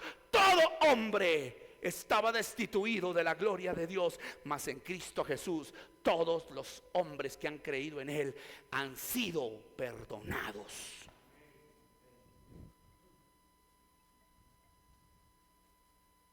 Todos. Todos. No hay uno solo.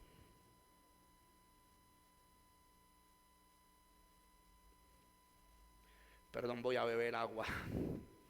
Se me secó hasta la...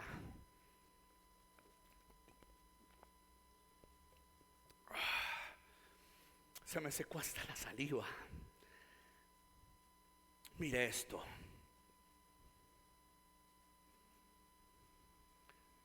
Verso 22. Todavía me quedan 7 versos. Se resume el verso 23. Pero esto será así. Mire esto.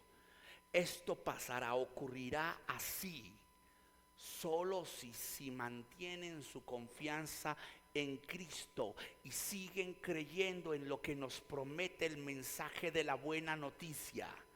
Hey, mire esto solo será así, solo si se mantienen en Cristo, su confianza en Cristo, y siguen creyendo en lo que Él nos promete en el mensaje del Evangelio, de la buena noticia. Este mensaje ha sido anunciado por todo el Imperio Romano y yo colaboro anunciándolo.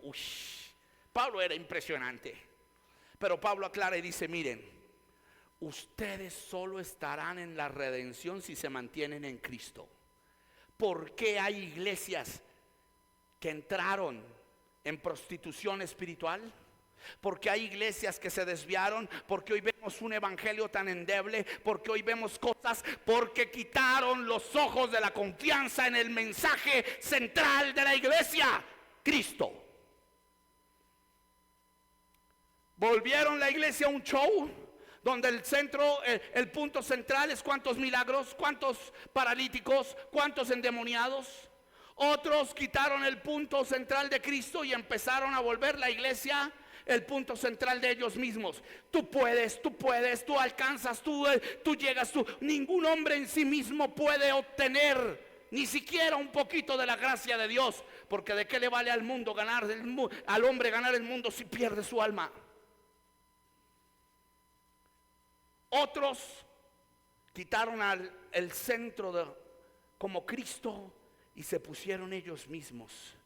Y en el mensaje el pastor: bueno, hermanos, la semana pasada estábamos en Punta Cana, fui a México, ustedes vieran los chilaquiles que venden en México, ustedes vieran, hermanos, y estaba yo con mi esposa y caminábamos y un ángel nos decía: sigan caminando, y toda la iglesia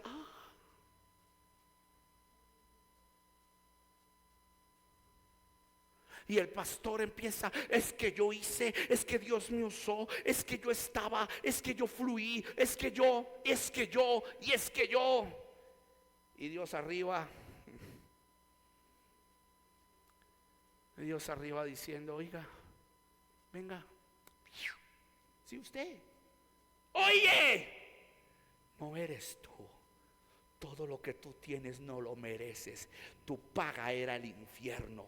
Si tienes algo es por Él. Hijito mío, tú moriste en la cruz. Tú fuiste el único y tú escogiste a este. Y aunque este te quite del centro, yo jamás le daré la gloria a Él que tú te mereces. Porque a ninguno diré: siéntate a la diestra mía hasta que ponga a tus enemigos bajo mis pies. A ninguno, solo al que es digno de hacerse tan poderosamente grande y tan poderosamente pequeño para morir en una cruz.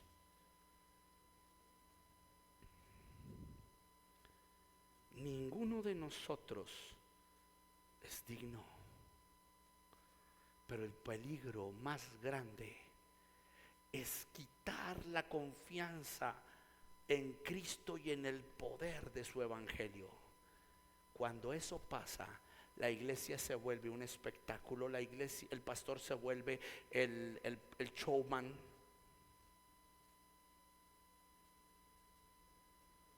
Ya no evangelizan y tuercen la palabra. Dios ha de añadir cada día los que han de ser salvos. Entonces, si Dios los añade, ¿para qué evangelizar? ¿He escuchado así? Y he escuchado muchachos: Dios me ama como soy. Yo soy homosexual y en mi iglesia me aman. Y usted escucha cantidad de personas con la tendencia LGTBQ+, diciendo que la iglesia no los ama, que la iglesia los rechaza, que son homofóbicos. Pero otros dicen: no, yo soy cristiano, en mi iglesia mi pastor dice que Él nos ama y nos recibe y nos da un beso y nos abraza. Usted sabe que yo aquí en esta iglesia he atendido casi 3 consejerías de iglesias, no digo sus nombres, Dios me guarde, pero aquí tuve una consejería en la panadería donde llega un joven y me dice: pastor, yo necesito ayuda. Y yo: ¿por qué? ¿Qué necesitas, hijo? Pastor, me he querido quitar la vida. Maestro Borges. Y yo: ¿cómo así? Sí, pero yo toco guitarra en una iglesia, no voy a decir en cuál. Yo le dije: sí, yo te he visto, pero pastor, lo que pasa es que la iglesia es tan grande Yo solo me veo con el pastor cuando voy a recibir el bono de pago por tocar en la iglesia. Yo con él no me hablo porque para que él nos atienda a veces hay que pedir citas de 2 meses. Interesante. Pero pastor, yo tengo novio en la misma iglesia. Y eso no es todo. Tenemos un grupo de 8 o 10 personas en la misma condición de homosexualismo en la misma iglesia. Y a veces los fines de semana nos vamos, nos encontramos los 8 o los 10 después de incluso del mismo servicio, tomamos, bebemos, nos emborrachamos y a veces ni siquiera sé quién de todos es mi novio. Y lo tuve que atender. Y yo cogí y le dije, ¿sabes? ¿Estás dispuesto a renunciar? No, ahí me pagan casi 1,5 millones por tocar. Pero te vas para el infierno, bro. Tu centro no es Cristo.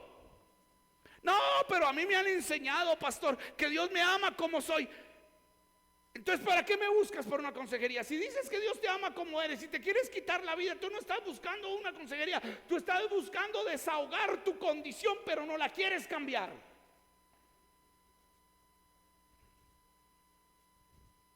No regresó.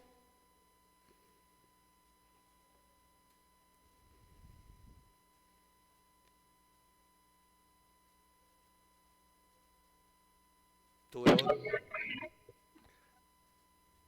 Diego, ¿ibas a decir algo, Diego?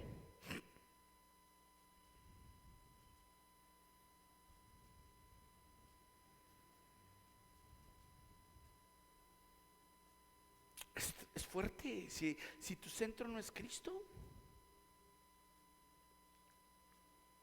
Mi centro es el Espíritu Santo. Si tu centro es el Espíritu Santo, el Espíritu Santo te llevará a reconocer a Cristo. Porque Pablo decía, yo no fui con palabras fingidas de humano conocimiento a ninguno de ustedes.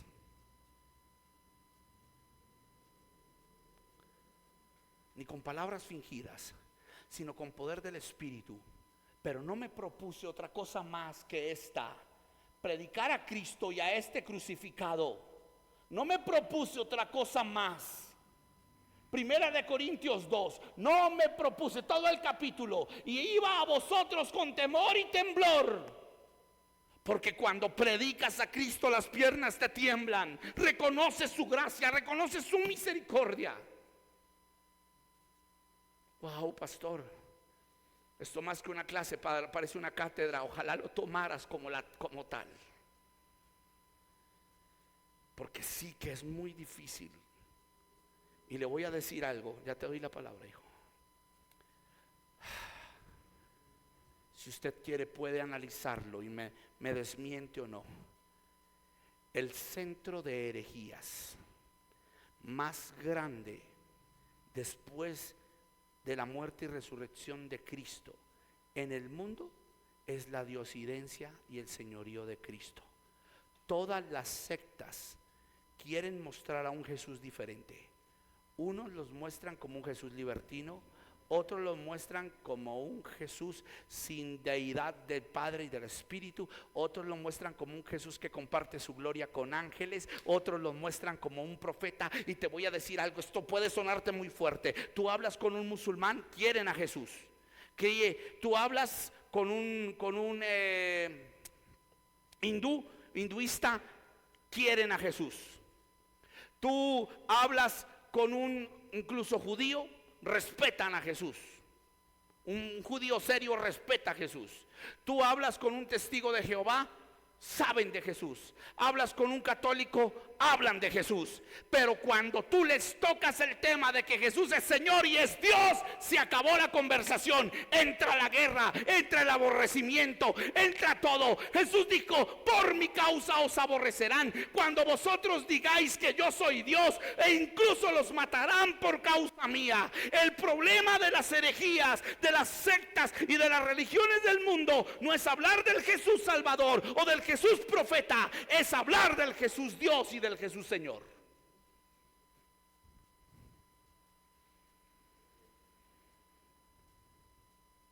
Ese es el gran debate.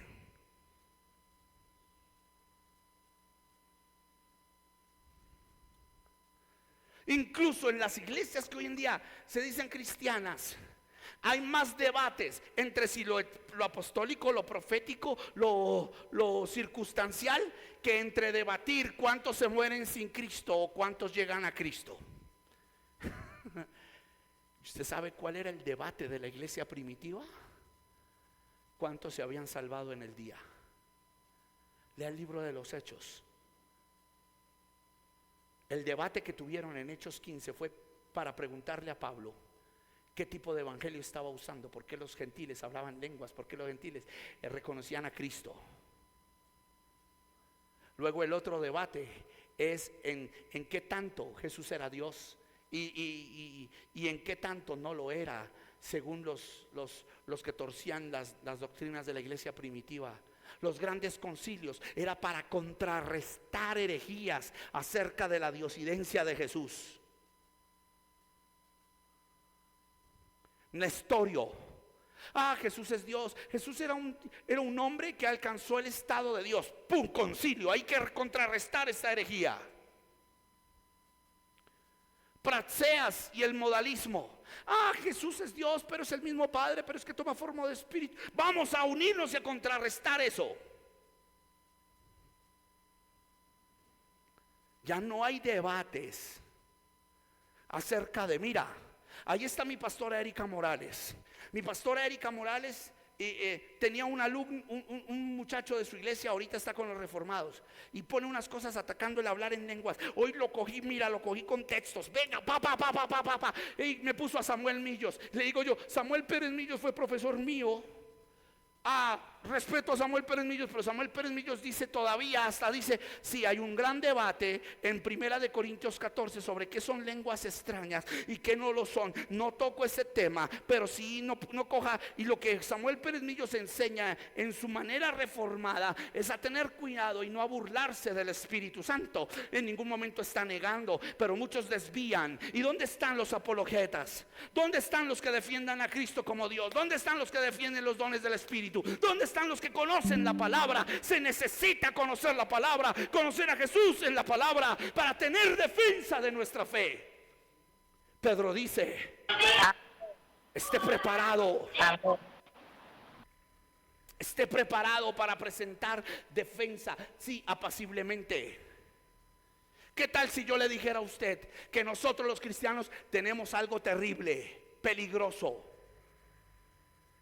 ¿Cuántos de nosotros, y quiero entrar en la culminación de la clase, creo que veremos Cristología 3 después de agosto? Va a tomarme 5 minutos para decirle esto. ¿Cuántos de nosotros tenemos la pésima frase antibíblica: la palabra de Dios no es para contender? La palabra de Dios no es para contender, hermano. Con la palabra no hay que contender. Cuando usted esté hablando con un testigo de Jehová y vea que usted está perdiendo la batalla, usted solo ore y dígale: ¿sabe qué, hermano? Arrepiéntase y ciérrele la puerta, porque la palabra de Dios no es para contender. Cuando usted hable con un unitarista, ciérrele la puerta, reprenda ese demonio, porque la palabra de Dios no es para contender. Y todavía escucho cristianos que dicen: la palabra de Dios no es para contender. Espéreme, si la palabra de Dios no es para contender, quiero culminar con este texto, esta clase. Abre por favor Judas. Judas, el libro de Judas, en el capítulo 1, en el versículo 3. Y ponme una Reina Valera, por favor. Y luego lo ponemos en una telea. Porque muchos de nosotros ni siquiera entendemos lo que leemos. Y decimos: no, yo no uso la palabra de Dios, porque la palabra de Dios no es para contender. Por favor, pédete, Reina Valera, hijo, un momento, por favor, Reina Valera.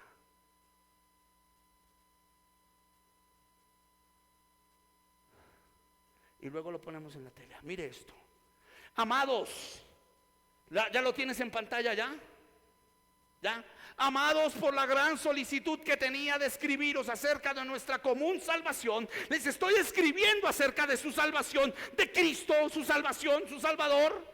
Me ha sido necesario escribiros, exhortándoos, o sea, animándolos a que ¿qué? Díganlo allá en Facebook, en Meet, a que ¿qué? ¿Por qué se quedaron callados? ¿Lo leo yo? Contendamos ardientemente por la fe. Contendáis. A que contendáis ardientemente por la fe. Hermano, usted tiene que pelear, luchar por su fe, mantenerse firme, no dejarse mover. ¿Cómo así que la palabra de Dios no es para contender? No, hermano, la palabra de Dios es para defender. Entonces cualquiera puede venir y pisotearte tu Cristo. Cualquiera puede venir y atropellar tu fe en un Dios verdadero. Los apóstoles lucharon tanto que nunca negaron, incluso en peligro de muerte, a su Dios. Sadrach, Mesach y Abednego dijeron: échanos al fuego y es que Dios nos salvará. Y si no nos salvará, ¿qué? Sigue siendo nuestro Dios. Pero hay gente, la palabra de Dios no es para contender. ¿Quiere versiones más duras? Ponme una PDT.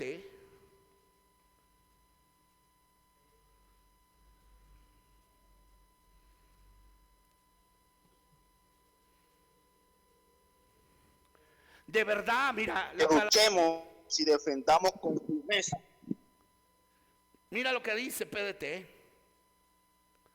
De verdad he querido escribirles acerca de la salvación que compartimos, pero ahora siento la necesidad de escribirles sobre otros asuntos. Les ruego que sigan luchando. Uy, este es más aguerrido. Luchen por su fe que Dios una vez les dio a su pueblo santo. ¿Por qué? Ve, léeme el verso 4. Porque han entrado encubiertamente hombres. Mire lo que dice el verso 4. Ay. Pues hay unos que no creen en Dios, que se han metido secretamente entre ustedes. De ellos ya se ha dicho en las escrituras que van a ser condenados. Están en contra de Dios. Toman el generoso amor de Dios como excusa para justificar su conducta inmoral y niegan a Jesucristo, nuestro único dueño y Señor. ¡Wow! ¡Wow! ¡Qué palabra! Perdóname que me emocione. Pero si de defender a mi Cristo y de defender su palabra se trata, wow. ¿Por qué no vas al verso 3? En la telea, y culminamos en la telea con el verso 3 y 4.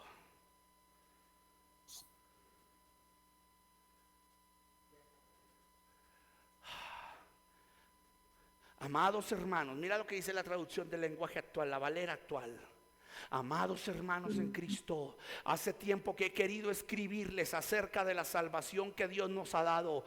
Ahora les escribo para pedirles que luchen y defiendan las enseñanzas o la enseñanza que Dios ha dado para siempre a su pueblo elegido. Impresionante, verso 4. Estoy preocupado, pues hay algunos que se han colado entre ustedes y que los han engañado. Ellos dicen que Jesucristo no es nuestro único Señor y dueño y que por eso no debemos obedecerle. Mire esto.